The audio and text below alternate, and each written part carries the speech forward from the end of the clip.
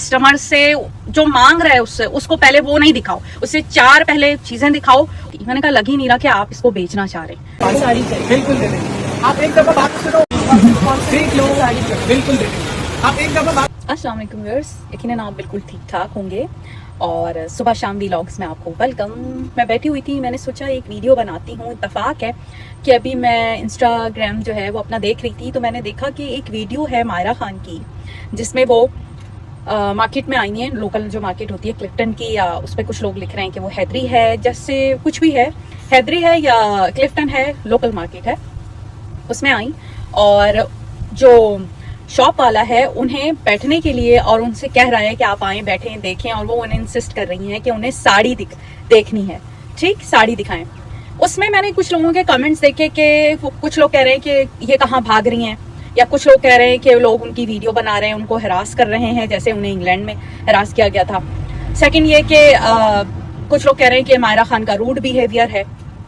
और मैंने जो कमेंट्स देखे और मेरे जो माइंड में जो बात आई है, वो 2-3 बातें मेरे जहन में आई। मैंने सोचा आपके साथ शेयर करूं, शायद आप लोग कमेंट्स में मुझे बताएं कि मैं ठीक कह रही हूं या गलत कह रही हूं। फर्स्ट ऑफ ऑल, ये एक्टर जो हैं लोकल मार्केट से तो शॉप करते नहीं हैं। मैं यहाँ मायरा खान की कोई बुराई नहीं करना चाहती, बल्कि मैं एक अपना एक्सपीरियंस शेयर करना चाहती हूँ कि मैं पाकिस्तान जाती रहती हूँ, मैं एक पाकिस्तानी हूँ, और मैं अपनी शॉपिंग जो है, वैसे तो ऑनलाइन एप्लीकेशन बहुत सारी हैं, लेकिन मैं अपनी जो शॉपिंग है खासतौर पे पाकिस्तानी ड्रेसेस जो है वो पाकिस्तान से लेना पसंद करती हूँ, शॉप्स पे जाके। मुझे पसंद है, इस तरह मैं ऑनलाइन ट्रस्ट नहीं करती, बहुत कम अगर मुझे मंगवाना होता है तो बहुत सारी ऐप्स हैं उनसे मंगवा लेती हूँ, लेकिन मैं खुद जाती हूँ 2-2 साल में पाकिस्तान और जाकर लेती हूँ अपने लिए जो मुझे पाकिस्तानी ड्रेसेस अपने लिए चाहिए होते हैं। तो मैंने मायरा खान का देखा तो एक झलक को तो मुझे मायरा खान का रूड बिहेवियर लगा, लेकिन मैंने दूसरी साइड भी सोची। मैंने ये साइड सोची कि जब मेरा खुद का एक्सपीरियंस था, जब मैं मार्केट गई थी पाकिस्तान की, तो एक तो होता है लोकल मार्केट में प्राइस टैग नहीं लगे होते, कुछ डमीज में जो ड्रेसेस होते हैं उनमें, जो अनस्टिच्ड ड्रेसेस होते हैं उनमें प्राइसेस नहीं होते। तो भाई मसला ये है कि हमारे जितने भी जो हैं, जो शॉप्स खास तौर पे लेके बैठे हुए होते हैं, वो या तो उनका मिजाज ऐसा हो गया है, या उनकी जो है वो उनको लगता है कि यही एक जो है तरीका है कि पहले कस्टमर से जो मांग रहा है उससे उसको पहले वो नहीं दिखाओ, उससे 4 पहले चीजें दिखाओ, उसके बाद जो है वो असल जो चीज मांग रहा है वो दो। साड़ी चाहिए, साड़ी चाहिए, बिल्कुल दे देंगे। आप एक दफा बात करो। मैं क्लिफ्टन गई हुई थी, वो मार्केट है गोल्डन मार्केट कुछ करके ऐसा उसका नाम है 3 तलवार या 2 तलवार पे जो भी शॉप्स हैं, वहां गई थी मैं। तो हुआ ये कि मैंने काफ़ी सारी ज्वेलरी ली और कपड़े लिए, बहुत सारे लिए, अनस्टिच भी लिए और रेडीमेड भी लिए। उनमें जब मैं ये मार्केट गई तो वहाँ ये मसला हुआ मुझे कि मैं लास्ट में जब मैं जिस शॉप पे भी जा रही थी ना, जिस शॉप पे भी जा रही थी, वो आप जो बोल रहे होते हो ना वो नहीं दिखा रहे होते। यानी आपका टाइम इतना ले रहे होते हैं, इतनी वो बात करते हैं कि आप परेशान हो जाते हो कि भाई किस तरह जान छुड़ाए। ये नहीं है मेरा मकसद कि मैं उसको टारगेट कर रही हूँ शॉपकीपर्स को या बुरा भला कहना चाह रही हूँ। प्रॉब्लम ये है कि वो इतना टाइम लेते हैं कि मैं आपको बताऊं कि मैंने ज्वेलरी खरीदी थी, आर्टिफिशियल ज्वेलरी, उसने मेरा इतना टाइम लिया था। या तो कुछ होंगे वो आपको बिल्कुल बात ही नहीं करना चाहेंगे, ऐसा लगता है कि वो बेचना ही नहीं चाहती चीज को, या कुछ होंगे वो आपको ये दिखा रहे वो दिखा रहे। मैं उससे कह रही हूँ कि बस भाई अब मुझे और नहीं लेना, आप मेरा फाइनल करें प्राइस, और जो है फाइनल कर दें। एक तो ये फिक्स प्राइस नहीं होते हैं, आपको बार्गेनिंग करनी ही करनी है। ये इतनी पेनफुल चीज होती है कि आप बार्गेनिंग कर रहे हो। फिर उसके बाद उससे मैं कह रही हूँ फाइनल करें, प्लीज फाइनल करें, यहाँ पे मुझे अब नहीं लेना है। और लेकिन उसने मेरे घंटों, मतलब मेरा 2-3 घंटा, अब मैं फंस चुकी हूँ कि मैं अब चीज को अपनी उठाऊं या उसको छोड़ दूं नेक्स्ट शॉप पे। अब मैं इतना टाइम लगा चुकी कि अब मैं छोड़ भी नहीं सकती वो चीज। तो वो मेरा एक्सपीरियंस हुआ ज्वेलरी शॉप पे। फिर मैं एक शॉप पे डमी में मैंने एक ड्रेस देखा और वो ड्रेस मुझे अच्छा लगा। अब मैंने शॉपकीपर से पूछा कि जो है वो क्या प्राइस है, आइए मैं आपको वो दिखाता हूँ, ये दिखाता हूँ, वो दिखाता हूँ। उसने मेरी बात का जवाब नहीं दिया। उसके बाद उसने दूसरी बात की, मेरे पास और भी ड्रेसेस हैं, आप ये लेना चाहे, वो था मैक्सी टाइप थी कुछ। मैंने कहा कि आप मुझे इसके प्राइस बताइए। फिर उसने मुझे जवाब नहीं दिया। 4 दफा पूछने के बाद भी उसने मुझे आंसर नहीं किया कि उस डमी पे लगे ड्रेस की क्या प्राइस है।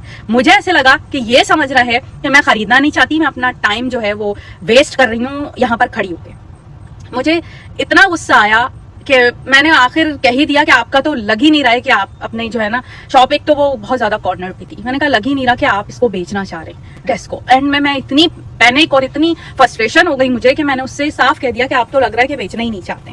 ड्रेस को और नहीं से नहीं बताई उसने प्राइस। आपके ख्याल में क्या ये अच्छा बिहेवियर है कि आपसे जब एक इंसान, मैं यहाँ अमेरिका से गई हूँ, मुझे वहां शॉपिंग करनी है, मेरे को टाइम थोड़ी जाया करने जा रही हूँ कि मेरे पास बहुत वक्त है और मैं बात करके बार्गेनिंग करके इतना वक्त लूंगी। फिर उसके बाद होता यह है कि ये जो जितने भी शॉपकीपर हैं, पता नहीं उनका क्यों ऐसा मिजाज बन गया है कि वो ना प्राइस सही लगाते हैं, बार्गेनिंग करके मतलब आपको 100% बार्गेनिंग करनी है, आपका टाइम वेस्ट करता है, या तो वो बिल्कुल ही अकड़े हुए होते हैं कि उन्हें नहीं देना होता है आपको।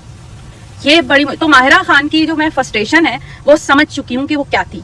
वो ये था कि वो ना तंग आ गई होंगी आवाजें, ठीक, ऊपर से जो वो चीज मांग रही है वो नहीं दिखाएंगे, या फिर जो भी साड़ी दिखा रहा था या जो भी दिखा रहा था, मतलब वो और 4 चीजें दिखाना चाह रहे होते हैं। वो चाहते ही नहीं है कि सामने कस्टमर का वो दिमाग पढ़ लें कि वो चाहता क्या है।